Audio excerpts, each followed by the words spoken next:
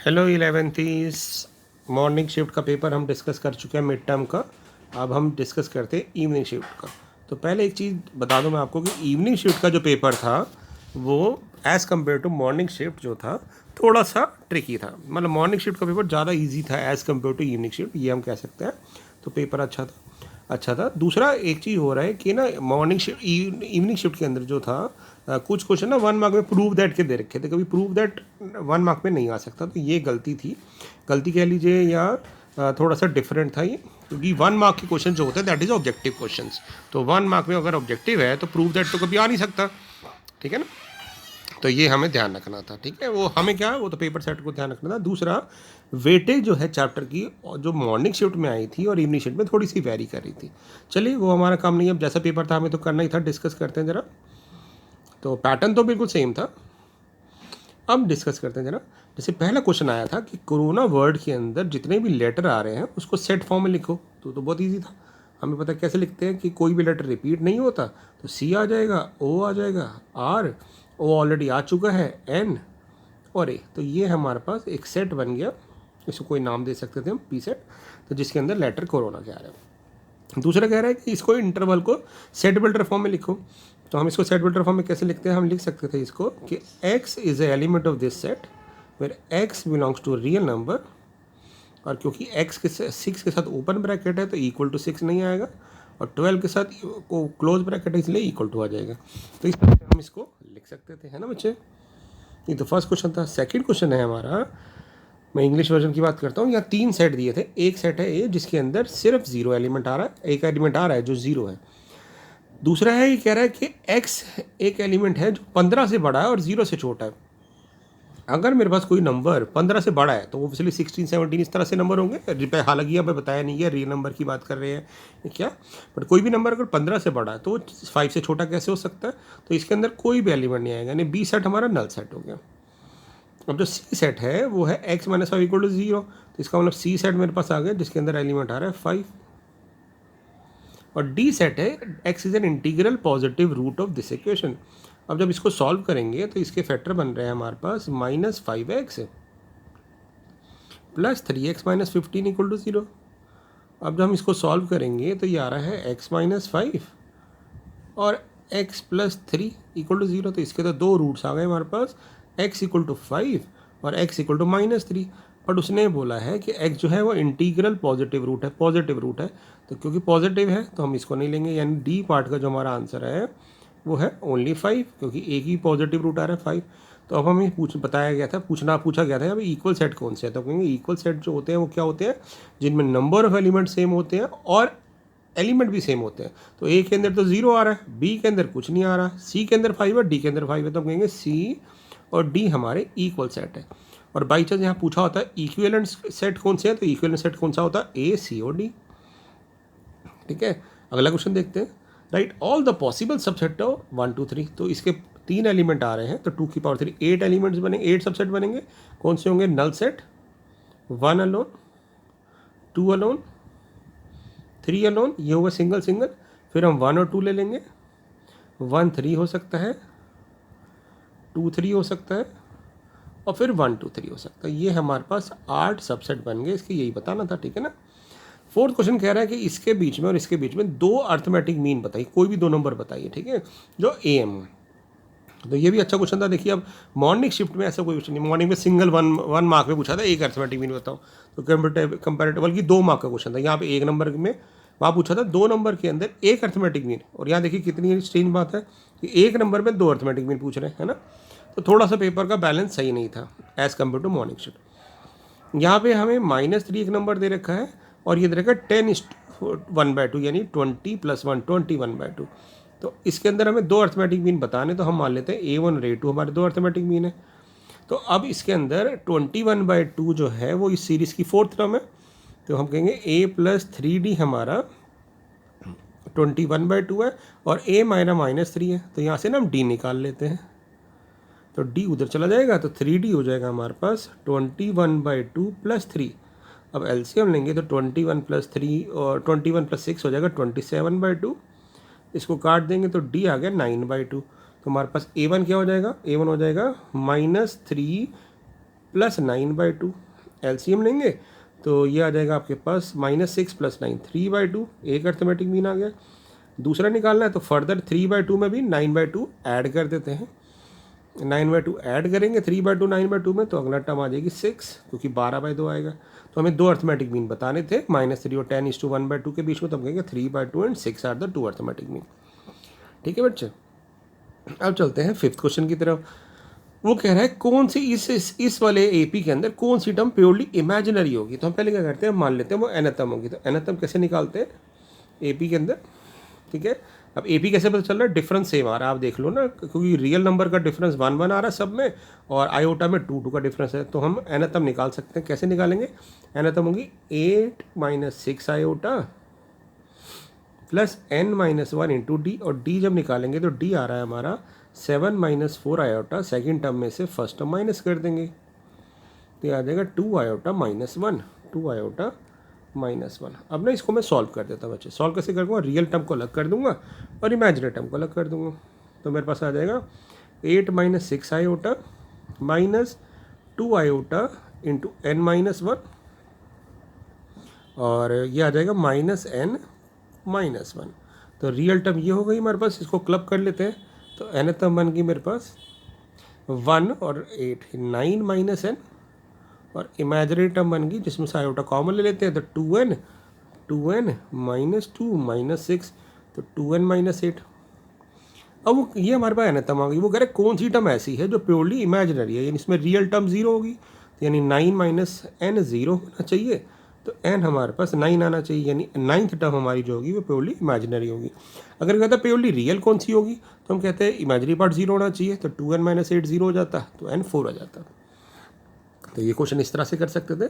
इसका और पार्ट क्या था, और पार्ट ज़्यादा इजी था कि 20th टर्म निकालनी है, n टर्म दे रखी है, तो n को हम 20 पुट कर देंगे यहाँ पे, तो आ जाएगा 20 - 1 यानी 19, 20 - 2 - 20 -18 और 23। ठीक है, इसको मल्टीप्लाई कर देंगे, जो भी आंसर आएगा हमारा एक बार देख लेते हैं। 19 × 18 कर लेते हैं ज़रा, 18 × 19 ये हो जाएगा 8 × 72, 2 8 × 8 और 7 15 9 1, तो 2 14 1 करें 342, 342 को 23 से मल्टीप्लाई करेंगे, तो ये डायरेक्ट भी मल्टीप्लाई कर सकते हैं, करना चाहिए तो 23 × 2 हो जाएगा आपके पास 46, 4 कैरी, 23 × 4 हो गया आपके पास 46 का डबल ना, 46 का डबल, तो ये हो गया 92, 92 × 4 96, 9 कैरी और 69 और 9 हो जाएगा 78, तो हमारे पास आंसर आ जाएगा -7866। तो ये हमारा आंसर आ गया। तो आप क्लियरली देख सकते हैं कि मॉर्निंग शिफ्ट के जो क्वेश्चंस थे उनमें आंसर डायरेक्ट थे, बट इवनिंग शिफ्ट में मेहनत करने की ज़रूरत पड़ रही थी। ठीक है ना, तो हो सकता है अगली बार आपका मॉर्निंग शिफ्ट का पेपर रिवर्स हो जाए, तो इसलिए आपको दोनों पेपर प्रैक्टिस करने पड़ेंगे। ठीक है, अब यहाँ था 3x + 8 > 6 है, तो हम 8 को ले जाते हैं 3x - 6 से बड़ा हो जाएगा, x - 2 से ग्रेटर हो जाएगा। अब x इंटीजर है तो हम कहेंगे इसका मतलब होगा x हो जाएगा -1 0 1 2 एंड सो ऑन डॉटेड। अगला है, अब इस क्वाड्रेटिक इक्वेशन को सॉल्व करो, तो इसका पहले हम d निकाल लेते हैं। d होता है b² - 4 ac, तो √3 × 3 √3, तो कितना आ जाएगा 4 × 12, 12 × 36, 2 में से 36 गए -34, तो हमारा x हो जाएगा -b यानी √2 ± √34 आयोटा, क्योंकि -1 को का रूट को मैं आयोटा लिख देता हूँ अपॉन 2 √3। आप चाहो तो इसको रेशलाइज कर दो, नहीं तो ऐसे छोड़ दो, 1 मार्क का क्वेश्चन है। ये था हमारा 7th क्वेश्चन। अब बात करते हैं 8th क्वेश्चन की। आयोटा की पावर 17, आयोटा की पावर 17 को ले सकते हैं, आयोटा 16 × आयोटा। अब हमने पढ़ा हुआ है कि आयोटा की पावर कोई भी 4 का मल्टीपल होगा तो 1 होगा, तो यानी ये आयोटा रह गया और ये भी 4 का मल्टीपल है तो 1 हो गया, तो हमारे पास आंसर आ गया 1 + आयोटा। 1 मार्क का क्वेश्चन है, डायरेक्ट लिख देंगे। ठीक है, इसका और पार्ट देखें, पहले हमें 1 + आयोटा का स्क्वायर खोलना है, तो 1 + आयोटा का स्क्वायर हो जाएगा a² + b² + 2ab, then a² + b² - 2ab, तो 1 - 1 कैंसिल आउट हो गया, एंड ये आ गया 1 - 4 -3, और 2 में से -4 गया तो -2 आयोटा, तो हमारे पास आंसर आ गया -3 - 2 iota. 9th question, if cot x is 3/4 find the value of sec x. तो हमें प्रॉपर्टी पता है, यहाँ पे हम क्या करेंगे, कॉट स्क्वायर का ट्राइंगल बना लेते हैं। टेन थीटा होता है परपेंडिकुलर अपॉन बेस, तो ये हो जाएगा बेस अपॉन परपेंडिकुलर। ये सॉल्व करके 5 आ गया, के लगा सकते हैं। तो सेक थीटा क्या हो जाएगा, सेक थीटा होता है आपका hypotenuse upon base, that means 5/3। And third quadrant में है तो थर्ड क्वाड्रेंट में सेक नेगेटिव होता है, तो हमारा आंसर आ जाएगा -5/3। ये हमारा आंसर आ गया। अब चलते हैं अगले क्वेश्चन की तरफ।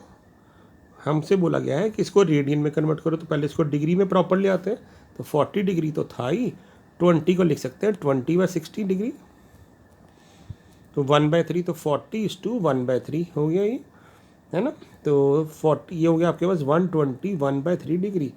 तो इसको रेडियन में कन्वर्ट करने के लिए π/180 से मल्टीप्लाई कर देंगे, तो हमारा आंसर आ जाएगा 121 π/540 रेडियन। तो ये हमारा आंसर आ जाएगा। कट तो रहा नहीं है तो ऐसे ही छोड़ देते हैं, ठीक है। अब देखिए, ये कह रहा था मैं 1 मार्क के अंदर, कभी 1 मार्क का मतलब ऑब्जेक्टिविटी, ऑब्जेक्टिव क्वेश्चन कैसे आ सकता है और प्रूफ वाला कैसे आ सकता है 1 मार्क के अंदर। चलिए, अब दिया है तो हमें करना पड़ेगा, इसको हम ना ए एंगल मान लेते हैं, इसको बी एंगल मान लेते हैं। तो ये आपका एंगल रिपीट हो रहा है, तो ये फॉर्मूला बन रहा है cos A cos B minus sin A sin B. तो cos of A plus B बन जाएगा, दोनों एंगल, ये फॉर्मूला होता है कॉस ए प्लस बी का। ए हमारा 45 - x है, बी हमारा 45 - y है, दोनों को ऐड करेंगे तो 90 - x + y हो जाएगा ये। और cos 90 - थीटा साइन थीटा होता है, तो साइन x + y आ जाएगा, तो प्रूव हो जाएगा। बट ये क्वेश्चन 2 मार्क का बन सकता है, 1 का नहीं। 1 मीन्स ऑब्जेक्टिविटी। तो ऑब्जेक्टिव सेक्शन क्या आ रहेगा अगर आपने प्रूफ वाले क्वेश्चन दे दी तो। अब चलते हैं 3π/4, साइन 3π/4 होता है, साइन π - π/4, जिसको हम लिख सकते हैं साइन π/4। तो बन जाएगा 1/√2 का स्क्वायर 1/2, कॉस π/4 1/√2 का स्क्वायर 1/2, और सेक π/4 होता है √2 का स्क्वायर हो जाएगा 2। तो ये सब कट जाएगा, ये सब कट जाएगा, तो हमारे पास आंसर आ जाएगा 2 + 2, और ये आ जाएगा 2 to the 4। तो ये तो गड़बड़ आ रहा है, यानी क्वेश्चन में गड़बड़ है, क्योंकि एनसीईआरटी का अगर क्वेश्चन है तो वहाँ पे यहाँ पे π/3 था, ठीक है ना, π/3 था शायद मेरे ख्याल से। तो ये 2 से 2 कट रहा है 1, और ये 1, तो यहाँ पे π/3 होना चाहिए क्वेश्चन में, क्योंकि π/3 अगर होगा तभी वो बन जाएगा आपके पास 2 का स्क्वायर 4 4 to the 8, और 8 + 1 करेंगे 10, तो ये π/3 था। तो यानी इसका मतलब है यहाँ पे मिस प्रिंट भी था। अब चलते हैं अगले क्वेश्चन की तरफ। यहाँ कह रहा है कि इस टर्म में 21st टर्म निकालो। अब सीरीज क्या कह रही है, बहुत सिंपल है, अगर n ऑड है तो आपका टर्म 0 है, अगर n इवन है तो आपका आंसर 1 है। तो क्योंकि 21st टर्म निकाल रहे हो, n ऑड है तो ऑड टर्म में, यानी ये हमारे पास आंसर आ जाएगा 0। 42nd टर्म की बात कर रहे हो, n टर्म हमारी 42nd में n 42 होगा, इवन है, तो हमारा आंसर आ जाएगा 1। तो ये तो डायरेक्ट क्वेश्चन था। अब चलते हैं 13 पे। यहाँ पे हमें फॉर्मूला लगाना था कॉम्बिनेशन का, 5 factorial upon 5 - r factorial is equal to 2, 6 factorial upon 6 में से r - 1 माइनस करेंगे तो ब्रैकेट खोलेंगे तो आ जाएगा 7 - r, ठीक है। तो 6 फैक्टोरियल को ले सकते हैं ना, 6 × 5 फैक्टोरियल काट देते हैं, तो यहाँ पे हमारे पास आ जाएगा 1/5 - r, अगली टर्म आएगी 6 - सॉरी ये तो फैक्टोरियल ऐसे ही रह जाएगा, और यहाँ पे आ गया हमारे पास 2 × 6, और यहाँ पे मैं क्या करता हूँ, इसको लिखता हूँ 7 - r 6 - r और 5 - r फैक्टोरियल, इसको काट देता हूँ। तो मेरे पास टर्म क्या आ गई, देखिए एक बार, मेरे पास टर्म आ गई, यहाँ लिख देता हूँ अगले पेज पे। मेरे पास आ गया, क्रॉस मल्टीप्लाई करूँगा तो 7 - r 6 - r इक्वल टू 12 को मैं लिख सकता हूँ 4 × 3। तो मैंने क्या किया, वैसे तो इसको क्वाड्रेटिक बना के सॉल्व करोगे, बट क्योंकि 1 मार्क है, स्मार्ट मूव है, तो मैंने ना यहाँ पे 2 कॉन्जिक्यूटिव टर्म बना दी, ठीक है, यहाँ भी 2 कॉन्जिक्यूटिव टर्म बना दी, और पहली बड़ी वाली को पहले लिख दिया। अब मैं इसको कंपेयर करूँगा तो 7 - r 4 होगा, तो r की वैल्यू 3 आ जाएगी, और वो r की वैल्यू 3 यहाँ भी मैच कर रही है, 6 - 3 3 हो रहा है, तो इसका मतलब r की वैल्यू 3 हो जाएगी।